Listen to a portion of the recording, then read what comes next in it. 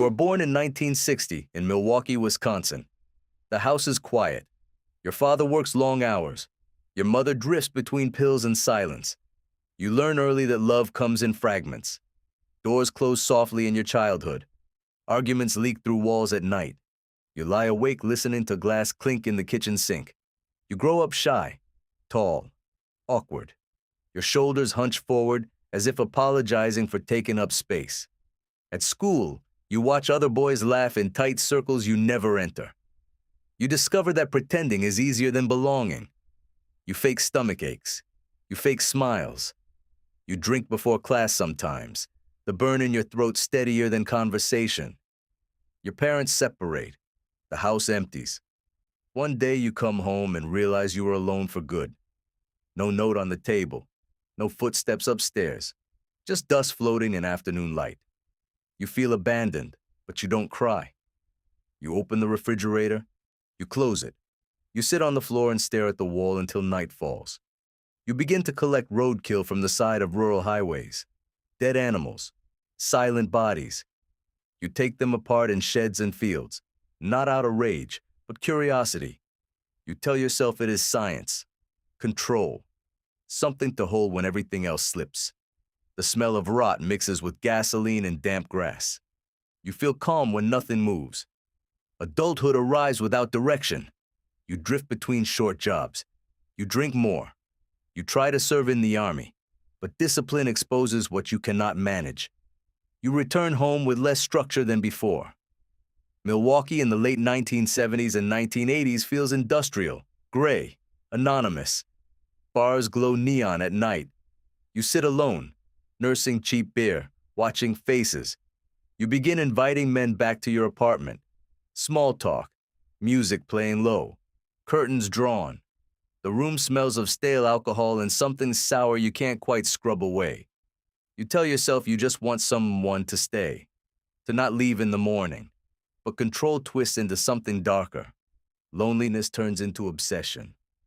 You cross lines you once only imagined. Your apartment becomes a sealed world. Dishes stack in the sink. Windows rarely open. The television hums into the early hours. Neighbors notice strange odors in the hallway. You buy cleaning supplies in bulk. You work nights sometimes, blending into the routine of a chocolate factory. Hairnet tight around your forehead, hands moving automatically on the line.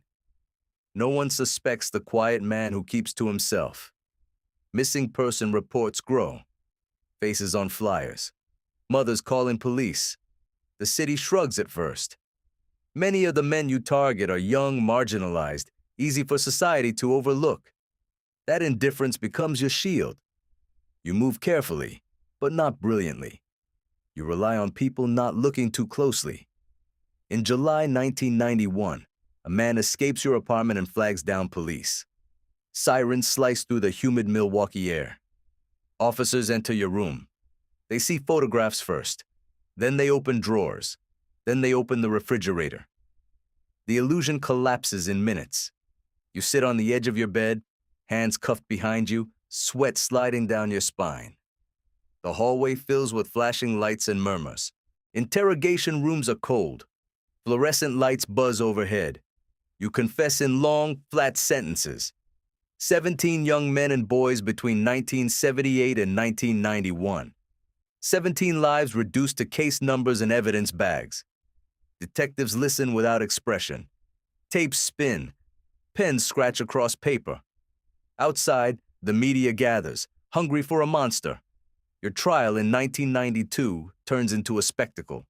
Cameras line the courtroom. Families sit rigid in the front rows, eyes burning holes through you. Experts argue about sanity. The jury deliberates. You are found guilty. 15 consecutive life sentences. No possibility of parole.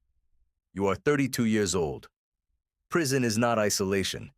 It is noise, tension, constant scrutiny. Steel doors slam. Inmates whisper. Some want revenge. Some want notoriety. You try to blend in again. The same hunched posture.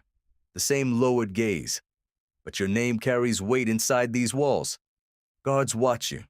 Other prisoners measure you. In November 1994, in a prison bathroom, another inmate attacks you. The blows are blunt, fast, decisive. There is no dramatic speech, no final confession, just concrete floor, harsh institutional light, and blood spreading in silence. You die at 34. Your body is cremated. Your brain is briefly preserved for study, then destroyed after legal battles between your parents. Your apartment building is demolished. The lot becomes empty space. Grass grows where neighbors once complained about the smell.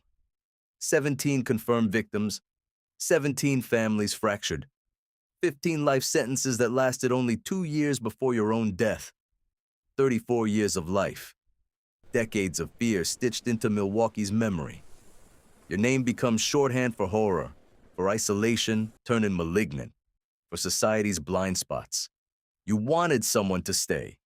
You wanted control over abandonment. What you built instead was a prison long before the state locked you inside one. You traded connection for domination. You mistook possession for intimacy. You chased permanence in the worst possible way. And in the end, nothing remained. Not your freedom, not your body, not even the building that held your secrets. You wanted silence. This is what it sounds like. If you think darkness only lives in headlines, look closer at the quiet spaces people ignore. That's where it grows.